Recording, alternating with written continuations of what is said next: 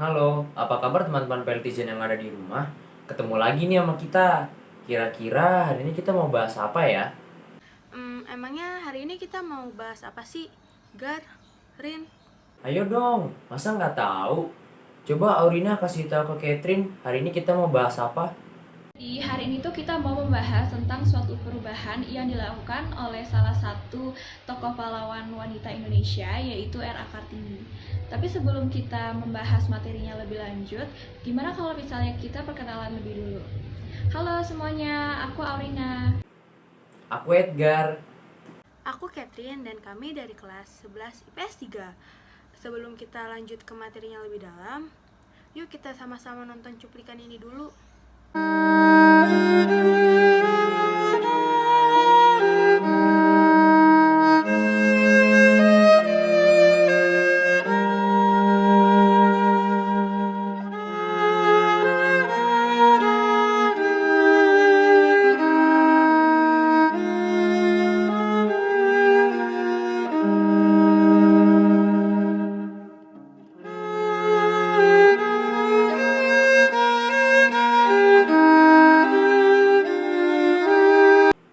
Jadi guys, sebuah negara itu memerlukan suatu transformasi.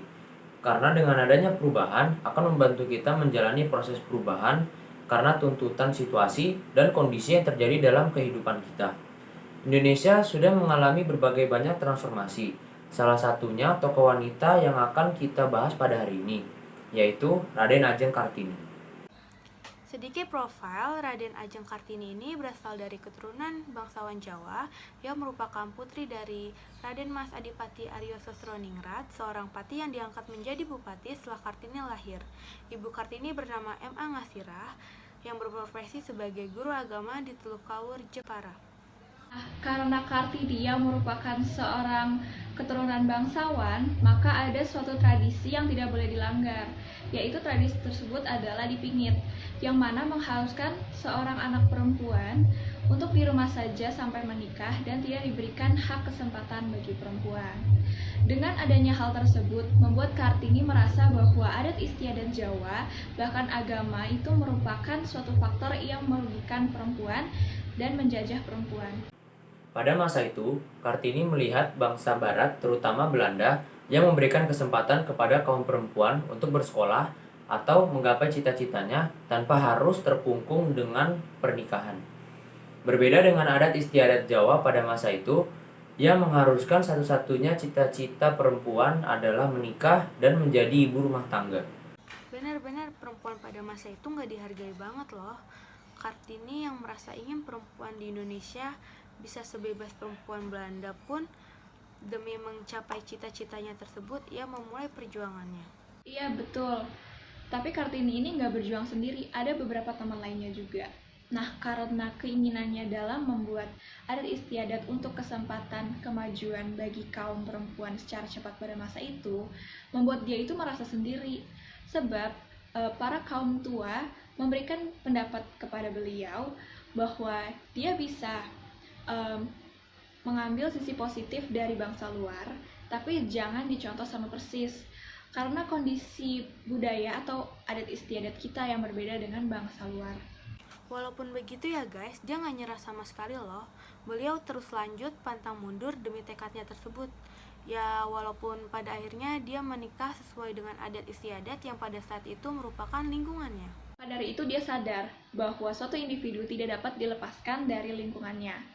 Namun, Kartini ini merupakan tokoh yang membuka jalan perjuangan kemajuan perempuan yang dimulai dari perjuangan diri sendiri. Kartini ini juga berharap bahwa akan ada yang meneruskan cita-cita beliau yang juga merupakan cita-cita masyarakat pada waktu itu untuk terwujudnya kemajuan cita-cita perempuan dan kemajuan bangsa Indonesia. Oh iya guys, katanya Kartini membuat sekolah perempuan ya? Iya, sekolah Kartini, tapi bukan Kartini yang mendirikannya, Gar. Maksudnya gimana ya? Jadi Gar, sekolah Kartini itu didirikan pada tahun 1912, sedangkan Kartini itu sudah wafat pada tahun 1904. Nah, sekolah tersebut didirikan oleh komite dan dibantu oleh dua teman Kartini, yaitu Abendanon dan Deventer. Pada awalnya, sekolah itu dibangun hanya diperuntukkan untuk para anak perempuan dari kalangan bangsawan. Tapi kebijakan tersebut kemudian diubah menjadi untuk semua kalangan anak perempuan ketika sekolah tersebut membuat cabang di berbagai daerah di Indonesia. Betul, terus juga berkat adanya sekolah Kartini, perempuan Indonesia bisa menjadi seorang yang memiliki cita-cita, berpendidikan, dan berprofesi. Wah, cita-cita Kartini semakin terwujud ya. Beliau membuat transformasi demokrasi atau kebebasan. Yang awalnya perempuan hanya diperbolehkan menjadi ibu rumah tangga dan tidak diperbolehkan mendapatkan pendidikan yang tinggi, namun karena gerakan era Kartini, terjadilah transformasi yang membuat perempuan sekarang bisa mendapatkan pendidikan yang tinggi dan diperlakukan secara adil dan sederajat dengan pria. Pada masa sekarang ini sudah banyak wanita yang berprestasi dan bisa mengharumkan nama bangsa. Perempuan sekarang bisa menjadi peran utama, bukan hanya sekedar peran pendamping saja. Kemudian, wanita itu sangat berjasa bagi hidup.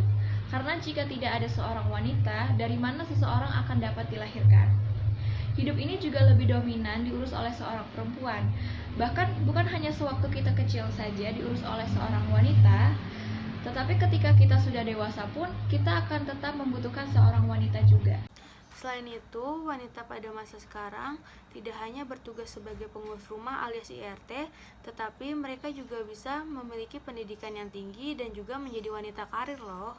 Contohnya, seperti tokoh wanita modern, yaitu Rini Sugianto, yang merupakan animator film-film Hollywood. Dalam membuat animasi, dia menggunakan ilmu matematika dan hal itu tidak mudah loh. Apalagi, dia membuat karakter yang tidak terlihat nyata menjadi terlihat nyata. Harus detail, apalagi dalam pembuatan animasi berkedip atau bergeser dari tempat ke tempat lain dan lain sebagainya. Nah, teman-teman semua, dari contoh Kartini tadi, beliau membuat banyak kemajuan bagi kaum perempuan.